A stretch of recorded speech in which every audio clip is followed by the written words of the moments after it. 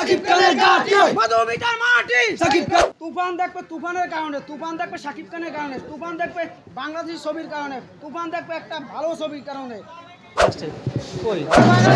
আমরা বাংলাদেশ ছবি দেখবো, আমরা কেন অন্য দেশের ছবি দেখা অন্য দেশের ছবি গর্ব করবো? আমরা আমাদের বাংলা ছবি দেখে বাংলা ছবি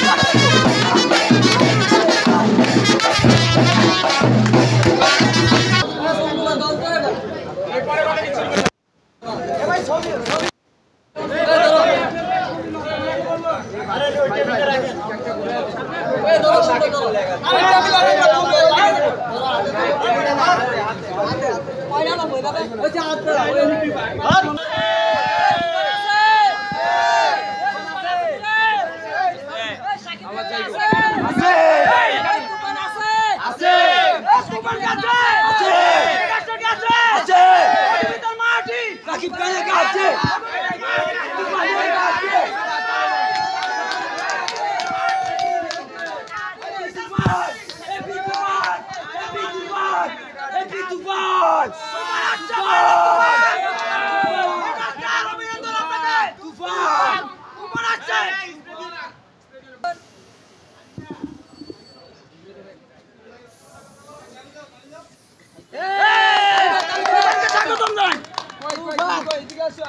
তুফান কে আছে?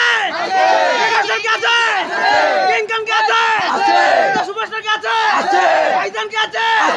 মাইন মিসকিন কে আছে? সুলতান কে আছে? শিকারি কে আছে? বাবা আছে?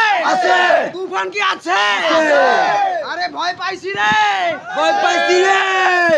আজকের অনুভূতি অসাধারণ। এই মোমেন্ট চিরদিন থাকবে। সাকিব খানের ক্যারিয়ারে যতদিন থাকবে ততদিন তুফানের সেলিব্রেশন থাকবে। এই তুফানকে কেউ থামানোর এখতিয়ার কারো নাই।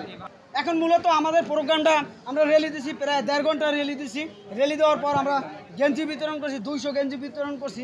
তারপর আমরা কেক কাটলাম, 3টে কেক আনছি, মানে সাকিব খান তুফান তিনটা নাম লিখছি, মানে নতুনত্ব আনছি।